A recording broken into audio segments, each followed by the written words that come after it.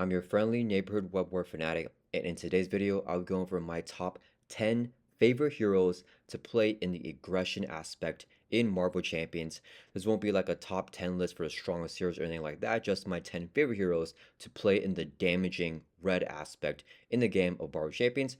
And for every single hero that I'll be going over, I will show an example deck list for that hero as well and put that in the link in the description of this video for you guys to click on if you want to build the deck and try it out yourself. But I'm loving these aggression synergies here with these particular heroes, and they're my top 10 favorite ones. If you guys are appreciating my Marvel Champions content, please don't forget to like and subscribe. It really helps the channel out. But let's go ahead and jump into here with number 10, and that's going to be Hulkling right here. He's one of the newer heroes from the Civil War expansion, and I really enjoy him in aggression. So he has, the big thing for him is that he's got the Hulk shape right here. So he's doing a Hulk impersonation where he gets +2 attack and +1 defense, bringing him up to a 3 attack stat line, which is, very strong. And as a hero response, after you play an event, you can exhaust Hulk shape to deal 2 damage to enemy. That's awesome because if you play really cheap events like Skilled Strike here, it's a 0 cost event. When your hero makes a base attack, you get +2 for that attack. Well, now you're swinging for 3 +2, so you're swinging for 5 with your basic, activation. But then after you play the Skilled Strike, you can also exhaust your Hulk shape here and then do 2 more damage to enemy. That's like 7 damage with just your basic attack and with the playing 1 card as Skilled Strike, which is free to play because it's a 0 cost event. So super duper cheap to do a bunch of damage here. And it's crazy because Hulkling, I feel like it's actually, he feels more like Hulk in his Hulk shape than Hulk feels like Hulk. Because I feel like Hulk's damage isn't as consistent and it's a lot more expensive to get down. But Hulkling here, that's why I named this deck the Superior Hulk. He's doing massive amounts of damage, exhausting this Hulk shape, doing 2 damage to an enemy, every single time that you're able to exhaust this. And, he has his Shapeshifter Strike right here. It's a 2 cost event where you can do 5 damage to enemies straight up and then ready up your Shapeshift upgrade, readying that Hulk shape. So basically for this, we're just playing like a high tempo or a rush build, getting down the Hulk shape with your as your top priority, having that 3 attack, swinging every single turn, and then playing these events here to exhaust to do 2 more damage to enemy. Really fun, and it's kind of what I wished Hulk would have been, because Hulkling can play in like so many other aspects and have a lot of fun synergies in those other aspects as well. But in aggression, this is how he feels, really feeling like how Hulk should have felt. So yeah, let's move on to my deck list number 9 here, which is Ghost Spider. I love playing Gwen in aggression, and she's kind of similar to Hulkling in how I like to play in aggression in a very rush aggressive playstyle. And yeah, this was the deck that I built for my wife like back super early on. Did this show the date here? Yeah, it shows published 3 years ago, so super long time ago here. But my wife really enjoyed playing Ghost Spider in aggression. It's her favorite hero and just doing tons of damage and only doing damage, while the other people like me focus on the thwarting here.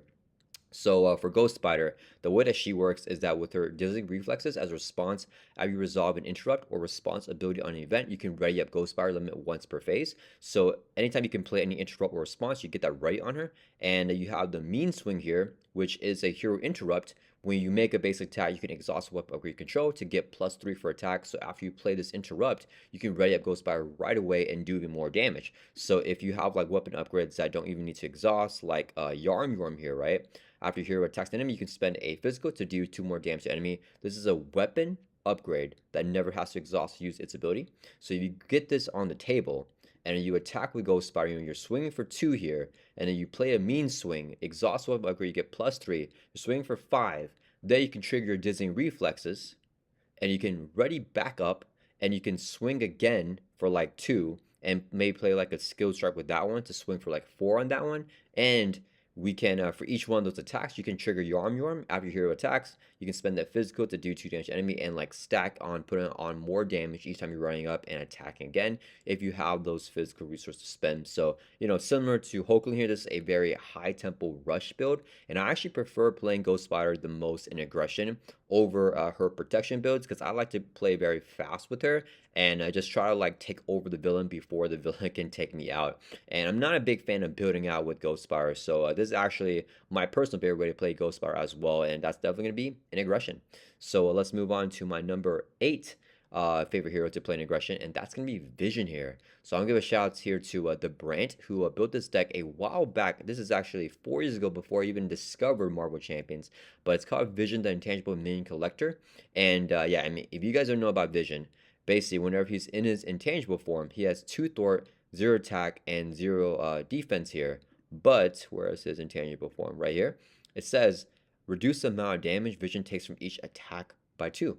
So, you know, you're just sorting, but every single attack, you know, if a minion has like 1 or 2 attack, they do no damage because you reduce that damage. And most minions in the game of Marvel Champions do have 1 or 2 attack. So you're just collecting a bunch of minions here with these bringets. You know, you draw 1 card for each minion collected, for each minion engaged with you, I mean, and you can summon the minions with like a card like Angela, for example. After you play her, you have to search your encounter deck for a minion. You also have like looking for trouble here, which also discards from the encounter deck until you get a minion, and you put in play engage with you to remove some extra threat. So just building on all those minions, and then you play like bringets, and you just draw a bunch of cards, and if you're ready to put on damage, you'll have like a bunch of cards in your hand, draw a card for each one of those minions, and yeah, you just stack on the minions and collect them because they don't do damage to you. So you just like have all that set up, and you just go crazy with like a massive hand. So yeah, super fun build here with Vision, really abusing the fact that he doesn't take damage if you're in intangible form from weaker minions.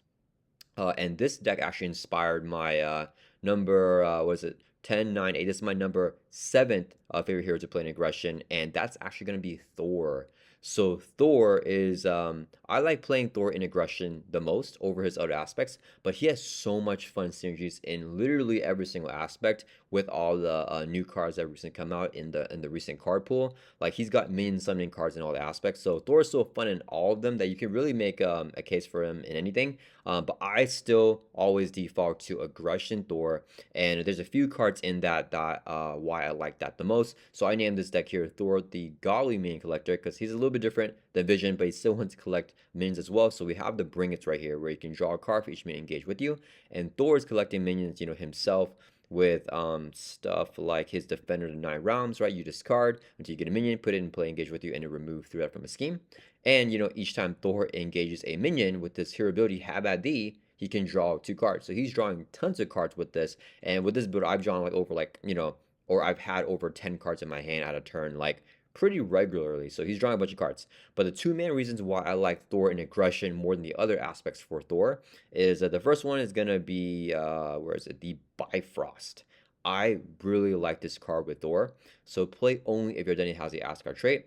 Obviously, it's a basic card, so you can run this card with any aspect. However, there are mostly Asgard allies that are in the aggression aspect. So I really want to utilize those allies. So we can exhaust the Bifrost and search your deck, not to discard power, only the deck for any Asgard ally, and play it by paying its cost and you shuffle your deck. So you're saving 1 effective resource each time you're playing the ally from your deck, because you're not losing an extra card in your hand, right? Because each card, you know, like we look at like Throg here. If you have Throg in your hand, you know, you're losing the energy resource that is the actual Throg card that you're, you know, playing, you know, with the 2 costs that you also got to spend. If you're summoning Throg straight from your deck, you're not losing that opportunity cost of that effective resource from Throg, which is an Asgard ally. So really cool to get those allies out. And my favorite thing to get with that is going to be Angela, because when you summon out Angela, she helps you get a minion, which helps you draw his cards, which is really, really good with Thor. And my other favorite ally with Thor to summon, which is an Asgardian, is Heimdall here. He's also, you know, non-aggression, but I like the Angela aggression synergy. But Heimdall, he's a basic ally. He's Asgard. Crazy 5 costs, but instead of being like normally like 6 ER, right? Like 6 effective resources, like if he's in your hand, he's only 5 ER if you're summoning him through Asgard, right? Or through the Bifrost, I mean. 2 Thor, 3 attack, 4 hit points. As a response, after he enters play, look at the top 3 cards in the encounter deck, discard 1 of them, and put the others back in any order. That's a really powerful scrying ability. And I know maybe not a lot of people play Thor that much nowadays, but his economy, you know, it's 4 card hand size in hero form, 5 card hand size in alter ego. It's like, how are we able to afford Heimdall? Well, when we get down all of our God of Thunders, our resource generators, get down like the Quinncare, Helicare, all that stuff, I'm easily summoning out Heimdall when I want to because of the Bifrost right here, being able to summon the ally from your deck whenever you want that scrying ability. Whenever you're flipping down, you want to flip down safely to like prevent an advance, because Heimdall can't do that. I mean, that's the timing that we want to get Heimdall down. So yeah, it's so much fun, and Thor has so much economy after you build him out. I just really enjoy him with this Bifrost aggression type of build. Summoning Angel when we want more card draw, summoning Heimdall when we want that scrying ability. Yeah, I think Thor is so fun in aggression. And then the other thing, that's just like the first reason why I like him in aggression the most. The other thing is going to be the Bellerophon. This is a newer card that came out in the Agents of S.H.I.E.L.D.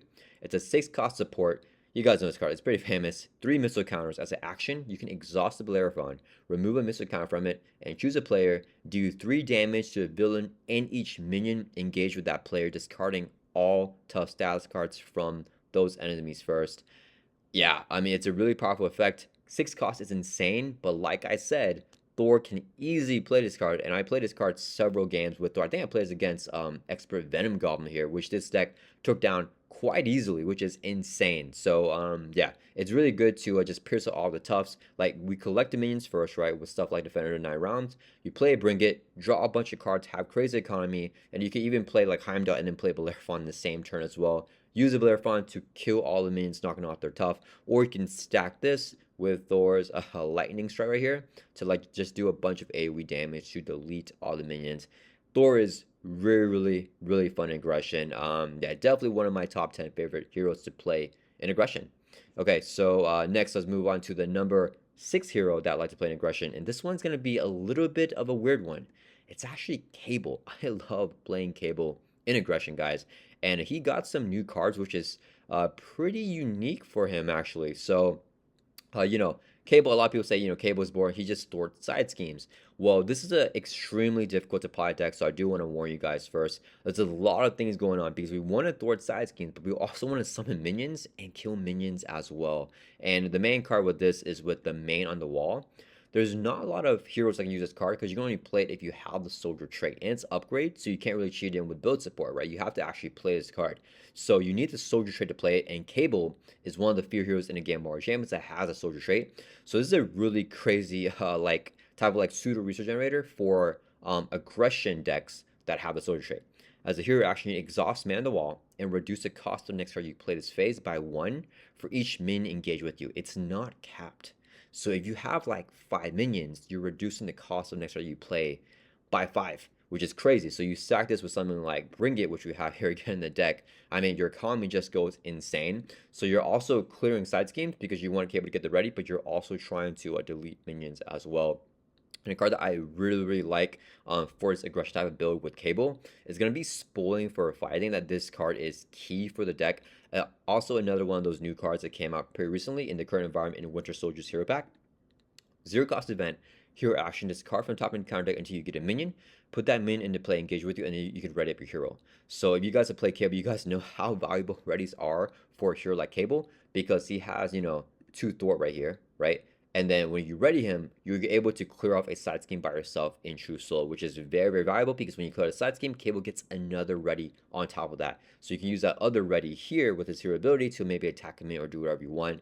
And one of the greatest minion controls that you can ever get is an on-demand weapon, which Cable has in a plasma rifle. 2 cost upgrade, you can exhaust, spend an energy resource, and you can do 1 damage to enemy for each side scheme victory display. You'll usually have 4, so you're swinging for 4 with this rifle essentially every single turn that you want it to, and it's just a great way to keep minions under control. And so you want to summon them, drop any cards or Bring It, and then you can really set up like a huge economy turn to play a bunch of expensive cards because you have the man on the wall and you have the Bring It's, boosting up your economy. I think that's super fun, and Cable is like one of those like sneaky ones where like, I think aggression is the best build for him, but playing him, did I say aggression?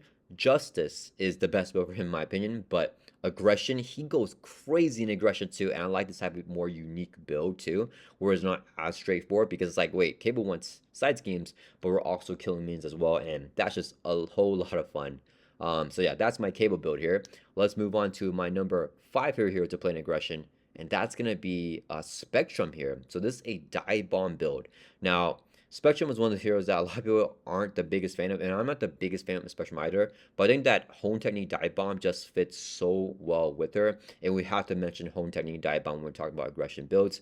So Spectrum here has a stat of 1/1/1, so you can get your stat, whatever stat you want, to 3. So you need to have 3 Thor, 1 attack, 1 defense, or 3 attack, 1 Thor, 1 defense, depending on which one of her energy form upgrades that you have active, right?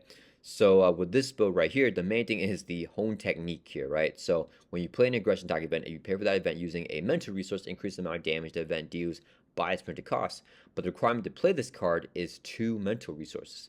One really cool thing about Spectrum is that if you are in your photon form right here, right, you get +2 Thor, so you have 3 Thor, right? So you got a lot of Thor in this form. But we really want to use her upgrade here, the energy duplication.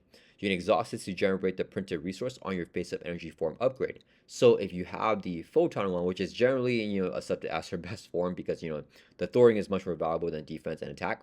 So you can generate this right here, that mental resource. So you essentially always have a mental resource generator with Spectrum, up to 3, because you have Twin Carrier here and you have 2 of these energy duplications. So you stay in your photon form here, you can easily pay for hone technique, and you can easily hit, because for home technique here, you need to actually pay your aggression attack events with mental resources as well. So when you're paying for like a dive bomb, for example, do 7 damage to enemy, you can add its cost of 4 to their damage. So now it's doing 11 damage to enemy, and then 1 + 4, 5 damage to each other enemy if you pay for this with that mental resource. And play only if your den has the Avenger, not the Avenger trait, the aerial trait. Spectrum is a hero here that has printed area, so yeah, I still think that she's one of the best heroes to use the home technique dive bomb, because with the printed area, and she just has really good synergy with playing events here. So yeah, I think that Spectrum is a great hero to run in aggression with home technique and dive bomb. Next, let's go through the number 4 aggression here that I love to play in aggression, and that's gonna be Tigra.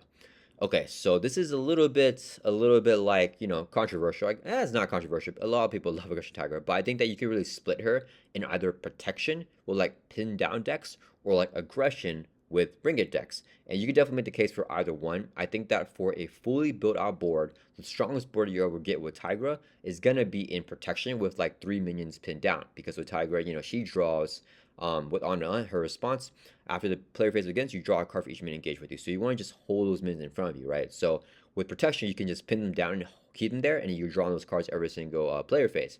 With aggression, you won't have that big setup board, but you have a lot higher tempo. So it's debatable which build is better. I think I might actually lean towards aggression, but I know totally a lot of people love protection Tigra more, and I could definitely see that side as well. But yeah, Tigra, I mean, undoubtedly is very good in aggression here. With the Bring It, you're just going super duper high tempo, and this can actually take down Expert Ronin here, summon the minions with her Hunted upgrade here, and when you summon them, they are stunned. So you can like just keep them in play for at least 1 turn, and after you defeat them, you can write up Tigra as well. So very, very good synergy with minions for Tigra. So of course, aggression is one of those things that work out really well with her, because if you love playing with minions with the hero, aggression is usually gonna be the best aspect. All the aspects have great ways to have synergy with minions, but aggression, I think it's still number 1 at this point in the game. So with the Bring It, they're giving you extra economy, and then drawing cards with those minions, Tigra can just go crazy, and this is a lot of fun to play with her. So yeah, aggression Tigra, guys, if you haven't tried it, it's one of those things that just feels amazing in Marvel Champions. Really good synergy with her in aggression. The number 3 hero that I like to play in aggression is going to be actually Bucky, and this is called Bucky the Minion Slayer right here. And the reason why I put Bucky in front of Tigra, I don't necessarily think that Bucky is like a stronger hero or anything like that, but I think that Bucky in aggression is so much above Bucky anything else, versus Tigra in aggression is so close to Tigra in protection, that I think that Bucky kind of locks in aggression a little bit better than Tigra, because he really just appreciates aggression a lot more. And I think that I feel like, I don't know. Okay, so he's got the minion stuff, right? Of course, because Bucky is a big minion slaying type of hero. Leave the protector as a response after you attack and defeat enemy. You can remove 2 that from a scheme. So that's not limited to once per round or anything like that. It's not limited. So when you're playing Bucky, as long as you're defeating enemies, this includes a villain as well, but each single minion you defeat, you can just take 2 that from a scheme. So you can remove up to like 10 threat. I kept on trying to say 5. If you defeat 5 minions in 1 turn, you're removing 10 threat in that turn, while also taking out those minions, right? So very, very like efficient, thwarting and like deleting minions right there, right? And then his kit all revolves around that. So of course we have that man on the wall that we talked about. He's got the Bring It's there, right? Because we want to summon the minions and we want to draw cards benefiting off of them. But he's also got the weapon upgrade synergy, right? That we talked about with Ghost Spider. But unlike Ghost Spider, he's got the firepower stuff going on right here. So you can exhaust the weapon upgrades you control, and for each weapon upgrade exhaust this way, you choose an enemy and do 3 damage to it, right? Unlike Ghost Spider, Bucky does not really need to like have interrupts or responses, right? So you can just play a straight up event and just do the damage like straight up. And this is really powerful with these shield weapon upgrades here. We have the shield sidearm. So this you attach a shield character, limit once per character, and it's not restricted. Most weapons are restricted. This one's not. So this is really nice for just a one cost upgrade to just play. You attach the Bucky because he's a shield character, and you can exhaust it for firepower shenanigans. You also have his item specific weapon, which is the Winter Rifle. This one is restricted, and normally you want to just exhaust this for its effect because it's really strong, give you +2 for attack and piercing and range. So maybe not the best firepower target, but we always got the shoot sidearm, and we also have the Bambino right here, another weapon upgrade that you can attach to shoot character. But if it's attached to a hero like an identity, it does gain restricted though. But you can put it as an ally and then pop it off there with the firepower stuff there. So yeah, I'm a big fan of Bucky in aggression because of his just mini synergy, but also with the weapon upgrade synergy too, and these shoot weapons that he's got going on, and Man of the Wall, which Cam on his recon, he has his art on it, so it's the best card for him. So yeah, huge fan of Bucky. Playing him in aggression. My number 2 hero that I love playing aggression is actually one of the newest heroes here, and it is Hercules. So yeah, I think Hercules is another like controversial hero in terms of like how strong you think he is. We're not really gonna be talking about that in this video, but I love playing Hercules in aggression. I think that it's his strongest aspect, at least right now at the time that I'm recording this video, because I don't know when our Fear No Evil drops. He may be better in protection because of Army of One and all these new protection cards that really work with not having allies in play.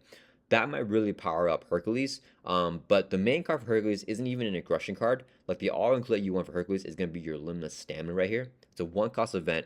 Play only if you have at least 14% hit points. Hero action, ready up your hero. Hercules once readies, guys. That gives him the most versatility to clear off his side scheme labor and also his Hydra labor, because the side scheme labor has assault on it. So I think it's over here. Yeah, the labor deck. So defeat the Hydra right here. There's no picture, but basically you're attaching to minion. It becomes an elite minion with a bunch of hit points, usually like 12 or more hit points, and you have to do a bunch of damage to defeat that minion, and you get your gift. Hercules, once he gets his gifts, is super powerful. So you really want to focus on this. If you get this first, aggression is going to be the best for it because aggression takes it out. If you get your embodied pathless, which is the side scheme labor, you have a bunch of threat on the side scheme. Usually it's going to be like 8 or 9 or even more than that. Normally it's going to be like 9, but you may get some 2 per player threat side schemes to get to like 8 threat, right? So you want to thwart that side scheme immediately. Aggression is still the best aspect for that because that side scheme gains assault. So Hercules can actually use his basic attack to remove the threat from that side scheme. So he can thwart for, essentially 3 instead of thwart for 1 from that labor side scheme. So I actually think aggression is best for that because you build up his attack side with like combat training. You get +1 attack with aggressive condition. You get your +1 attack. You're throwing for 5 off the assault side scheme, and we can read it with limited stamina for that as well. So I really like Hercules for those 2 labors. But even with the protect humanity labor, which I would concede that protection is the best aspect to clear the protect humanity labor. But aggression actually clears it the fastest because you actually need the villain to attack you in order to trigger this to remove the labor counts, and you're going to have 3 labor counts on here. Where Hercules in aggression can play toe-to-toe, which allows you to have the enemy force them to attack you during the player phase as well as during the villain phase. So you can accelerate that. So I think that aggression has the most well-rounded thing for Hercules to clear off all 3 of his labors, and that's all he wants to do. If you clear off all 3 labors, you win the game if you're not in too much of a hole. I think aggression is the best aspect for that. Definitely the best for these 2 labors here, but I think protect humanity is going to be a little bit tougher with aggression because you're going to be taking a lot of damage with these toe-to-toes with the villain attacking you a lot, and you can be defending and all that stuff. So yeah, potentially though, protection may become the best way to play Hercules because I think protect humanity is best in protection anyways. But if you get those readies with the armor for 1, I mean that's stacked on top of the limited staminas.